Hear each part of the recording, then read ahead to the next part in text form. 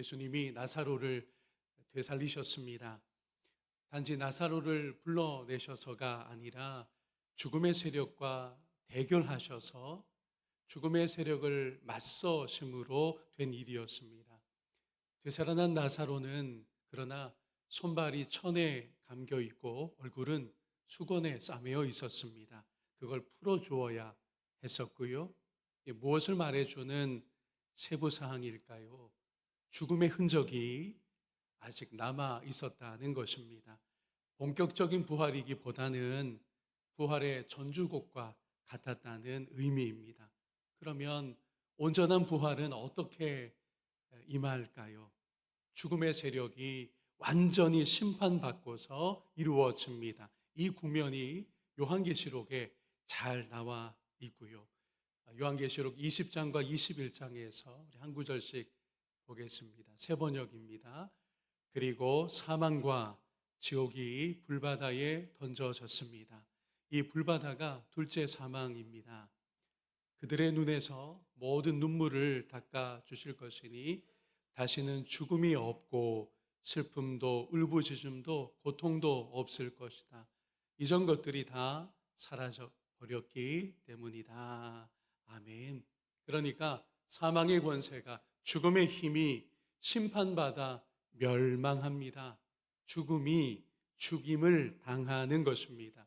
그러면 이제 새 하늘과 새 땅이 임하고 더는 죽음이 없는 어린 양 그리스도의 생명의 통치만 가득한 그런 세상이 우리 앞에 나타날 것입니다. 이 상태를 요한계시록 뒷부분에 보면 잔치로 묘사하고 있습니다. 어린 양의 혼인 잔치이지요. 충만한 기쁨만 있습니다. 그 잔치에는 온전한 만족이 있습니다. 죽음과 정반대되는 상황이 우리 앞에 약속되어 있는 것입니다. 이 비전을 요한복음서와 요한 1, 2, 3서를 기록한 사도 요한이 똑똑히 보았습니다. 환상으로 비전으로 보았습니다. 그가 신실하게 기록으로 증언했고 오늘 우리에게 참된 소망으로 주어져 있습니다. 이 소망이 확실함을 예수님이 나사로의 장례식에서 미리 나타내셨습니다. 그런데 이렇게 살려내시는 분을 당시 세상이 죽이려 했습니다.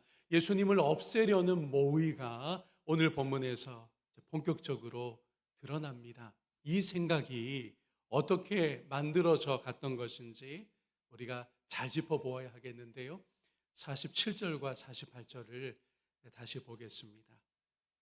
새 번역입니다. 그래서 대제사장들과 바리새파 사람들은 공의회를 소집하여 말하였다. 이 사람이 표징을 많이 행하고 있으니 어떻게 하면 좋겠습니까? 이 사람을 그대로 두면 모두 그를 믿게 될 것이요. 그렇게 되면 로마 사람들이 와서 우리의 땅과 민족을 약탈할 것입니다. 생각이 이렇게 번져가고 있었던 것입니다. 나사로 사건 후에 공의회가 이렇게 소집되었습니다. 누가 소집했느냐?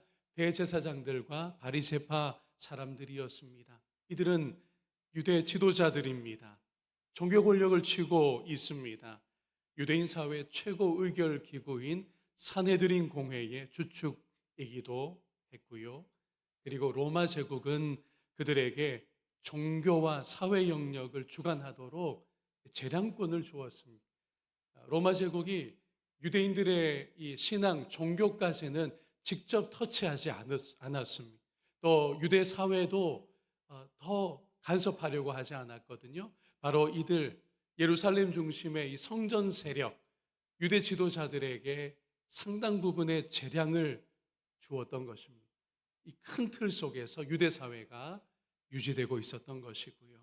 그런데 임시회의를 소집할 만큼 중요한 사안이 대두됩니다. 다름 아니라 표징을 행하는 한 사람 때문인데 예수 그리스도이시죠.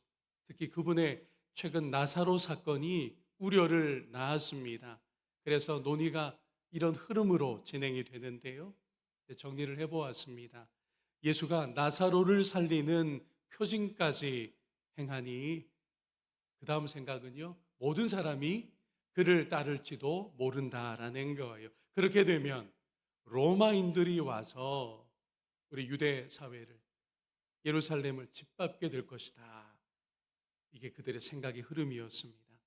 여기서 우리가 파악할 수 있는 중요한 측면이 있는데, 하나는 이 종교 권력자들이 진리를 고민하지 않고 정치를 하고 있다는 사실입니다. 만약 이들에게 진리가 중요했다면 이 주제로 논의했어야 합당합니다. 과연 저 나사렛 예수가 하나님으로부터 왔을까? 그가 기적까지 행하는데 그게 정말 하나님의 일일까? 만약 이걸 가지고 의논했다면 진리를 주제로 의논하는 것입니다. 그러나 전혀 이런 논의가 없었어요. 그들에게 중요한 것은 이거죠. 민심이 그에게 가면 어떻게 하지? 그가 세력을 더하면 큰일인데, 정치적 관점에서 골몰하고 있었던 것입니다. 이들은 또한 메시아의 신앙 운동보다 로마에 의한 안정 유지를 원하고 있었습니다.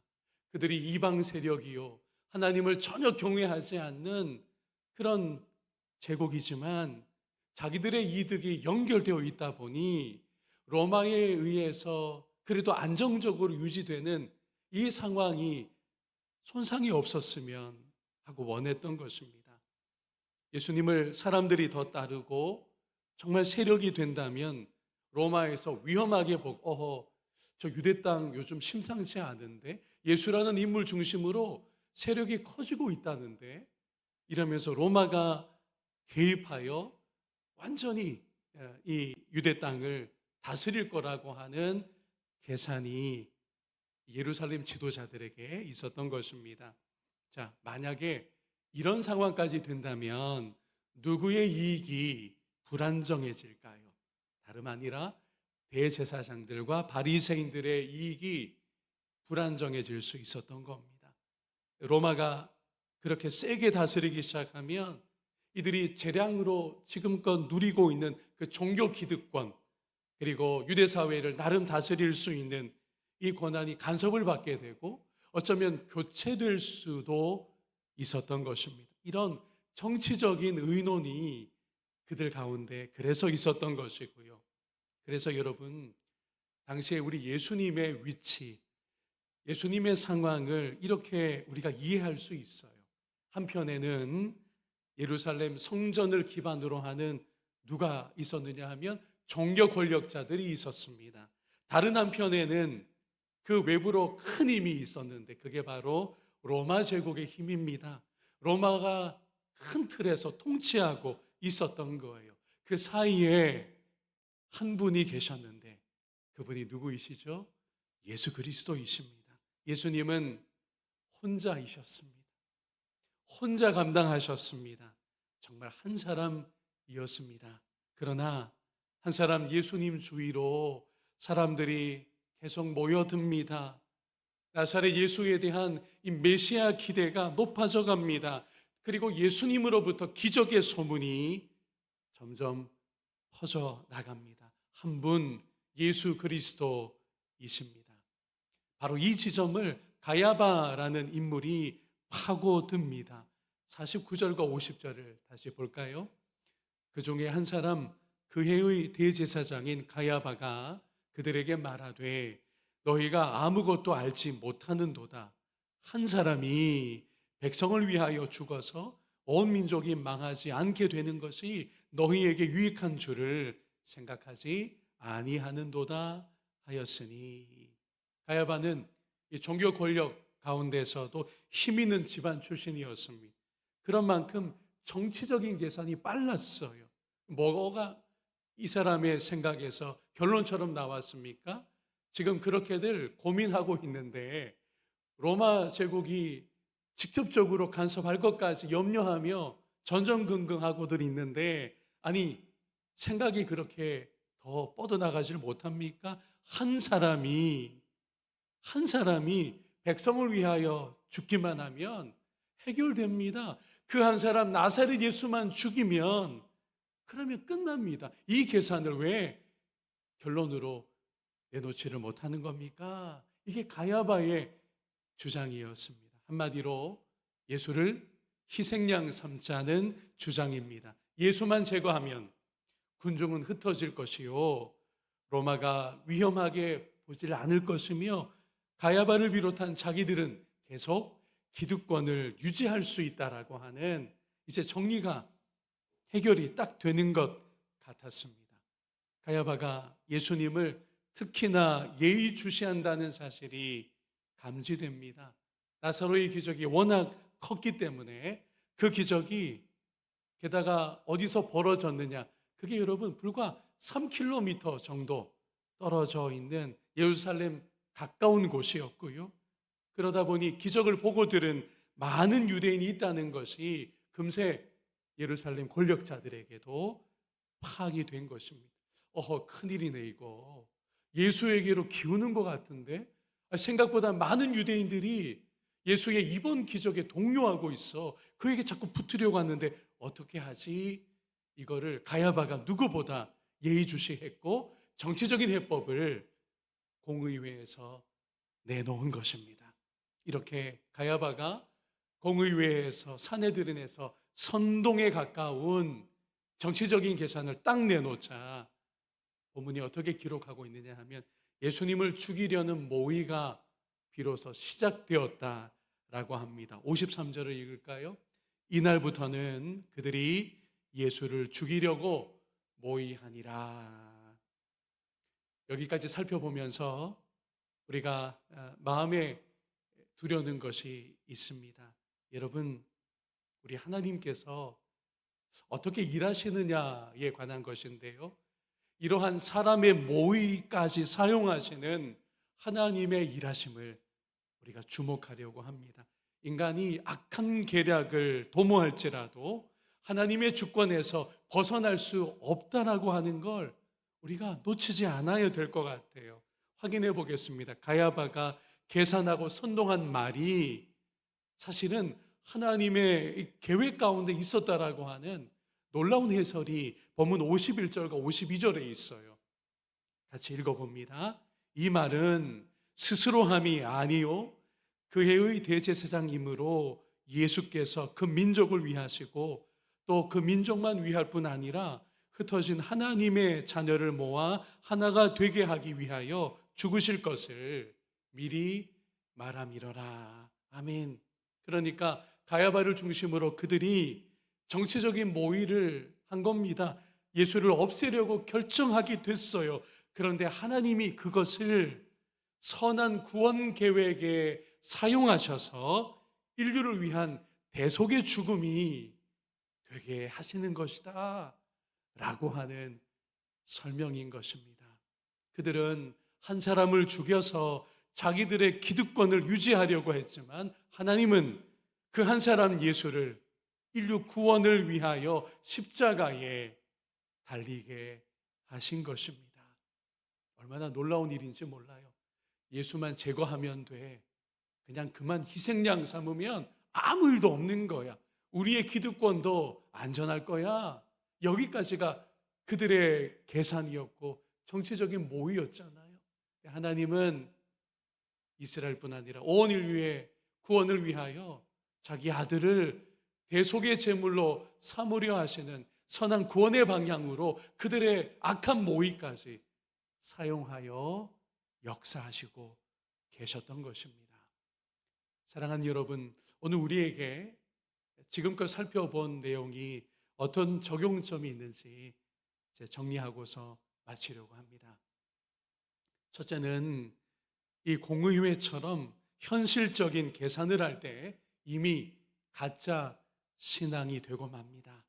두 번째는 신앙이요, 체제 유지를 위해 쓰이게 되면 더는 신앙이 아니라는 것을 우리가 깊이 마음에 두어야 합니다. 예루살렘의 성전 권력자들이 특별히 세 가지 체제를 유지하려고 했어요. 그 첫 번째는 그들의 놀이터가 되어버렸던 성전 체제를 어찌했든 유지하려고 했고, 근데 예수님이 뭐라고 하셨죠? 이 성전 헐어버려라. 내가 사흘 만에 전혀 새로운 성전 내가 세우겠다. 그건 예수님 자신을 가리키는 거였죠. 두 번째는 성전 체제를 통해서 그들이 기득권 체제를 유지하려고 했고, 심지어 로마의 평화라는 그 이방 제국의 체제까지 이 유대인이라고 부르는 그들이 유지하려고 했던 것입니다. 마지막은 오늘 설교 제목처럼 오직 그 한 사람 예수님이 저와 여러분의 진리요 소망인 줄로 믿습니다. 사랑하는 여러분, 바리새인들이요 그저 허투루 신앙생활을 했던 게 아니에요. 우리가 신약 성경 특히 복음서를 보면서 바리새인들이 되게 나쁜 사람, 외식자들이죠, 물론. 그러긴 한데 그들이야말로 진심을 가지고 거룩하게 종교 생활하는 것이 그 시대 유대 사회에 중요하다고 했던 그룹입니다. 근데 뭐가 문제냐 하면 그들이 주장하던 신앙이, 그들이 신앙의 종교 활동의 기준을 가지고 유대인들을 막 단속했잖아요. 근데 진짜 문제는 뭐냐 하면 그것이 자기들의 기득권을 위한 것으로 쓰이고 있었다는 게 문제입니다. 여러분, 신앙은 온전히 신앙이어야 합니다. 신앙이 정치적으로 쓰이면 안 돼요. 신앙이 어떤 종류든 이득을 위해서, 이익을 위해서 신앙이 주장되면 안 되는 것입니다. 오늘 본문 이것을 우리에게 정확히 교훈하고 있습니다. 신앙으로 다른 것을 지키려고 할 것이 아니라 오직 예수님을 따르는 순수한 신앙만 지켜나가는 우리 모두이기를 소망합니다. 그리고 하나님의 크신 주권과 섭리를 믿는 믿음을 끝까지 붙드는 저와 여러분이기를 주의 이름으로 소망합니다.